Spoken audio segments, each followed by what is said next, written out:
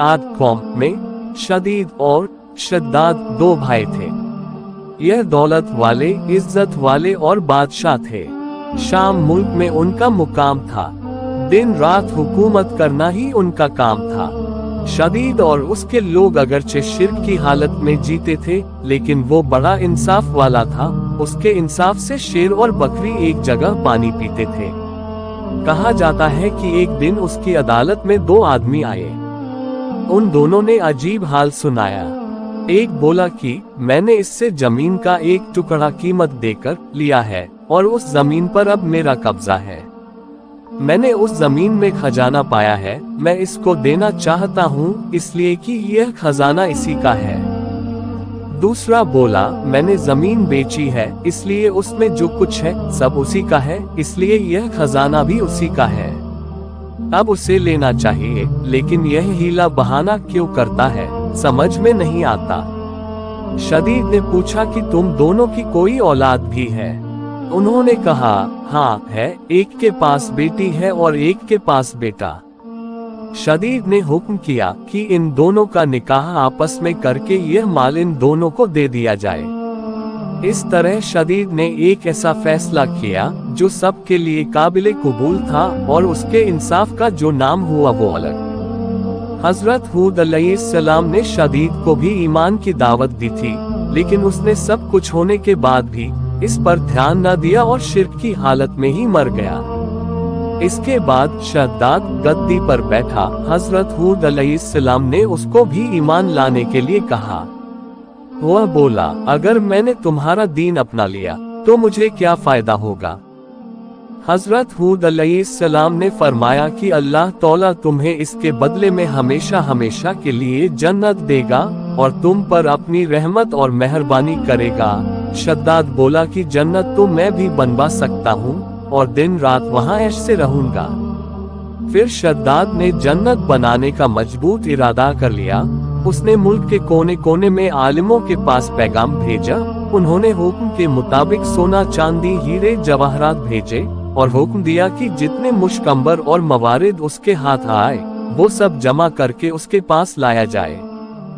हर तरह का सामान जमा करने के बाद उसने एक खूबसूरत और मनमोहक जगह की तलाश शुरू की और उसे वो जगह भी मिल गई।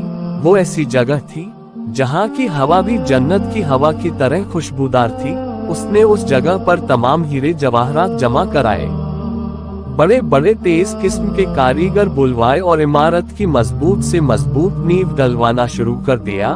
उसकी दीवारों की लंबाई लोगों की सोच से ज्यादा ऊंची थी और चौड़ाई उसके कारीगरों के हिसाब से उस वक्त की सबसे चौड़ी थी। दीवारें आसमान को छूती थी और उसकी चमक दमक चांद सूरज से भी ज्यादा थी।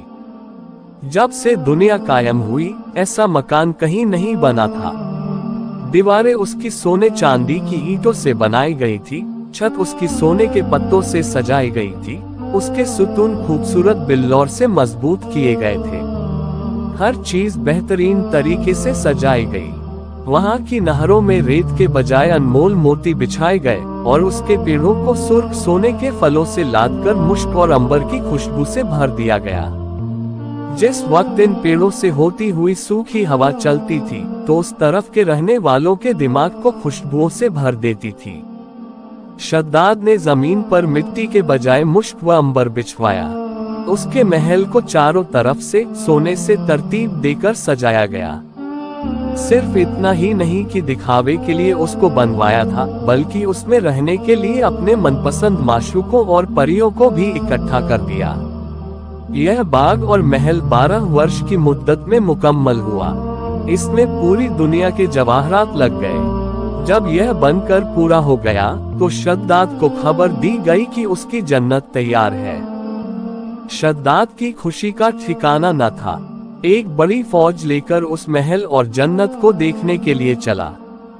वो अपनी जन्नत को देखने के लिए जा ही रहा था कि उसने रास्ते में एक हिरन को देखा। उसके पांव चांदी के हैं, सींग सोने के हैं और आंखें याकूत की हैं। शद्दाद उस हिरन को देखकर हैरान रह गया। जी ललचा उठा। उसने सोचा इसे किसी भी तरह हासिल करूंगा। उसने बिना कुछ सोचे समझे उस हिरन के पीछे घोड़ा दौड़ा दिया।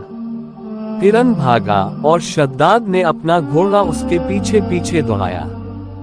यह दौड़ बहुत दूर तक चली, यहाँ तक कि शद्दाद की फौज बहुत पीछे रह गई। फिर उसे एक डरावने किस्म का घुड़सवार मिला। उसने शद्दाद से कहा कि क्या इस इमारत जिसे तू जन्नत कहता है, इसे बनाने से तुझे सुकून मिल जाएगा। शद्दाद उस घुड़सवार के ये अल्फाज सुनकर कांप गया। पूछा, तुम कौन हो?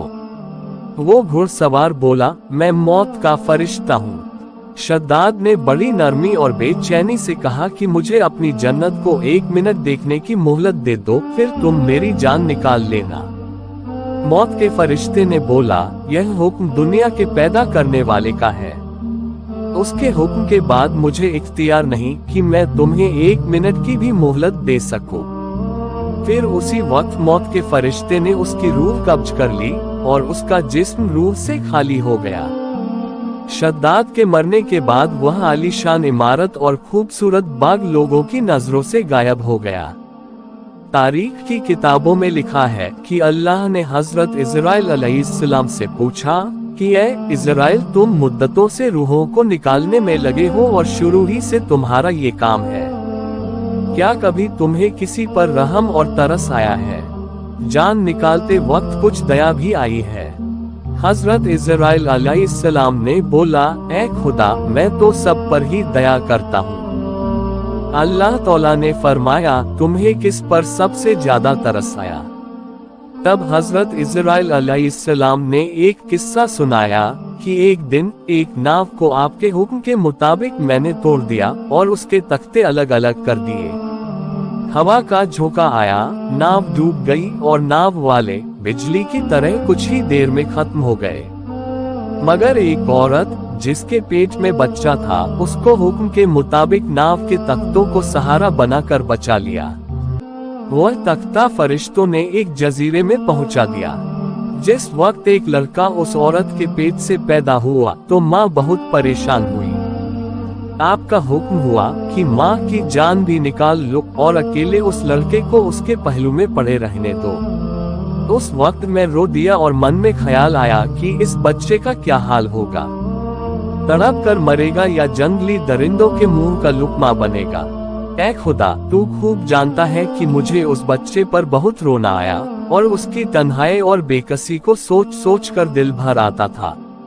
और दूसरा, शद्दाद पर मुझे बड़ी दया आई कि उसने कई साल में इमारत बनवाई थी, फिर भी उसे एक नजर देखने से महरूम रहा और दिल में हसरत और अफसोस लिए ही इस दुनिया से विदा हो गया।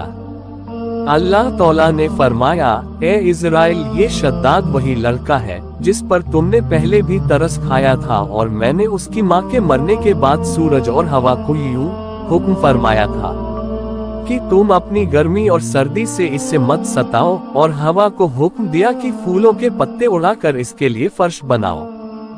फिर उसके दोनों अंगूठों से दूध और शहद की नहर मैंने बनाई।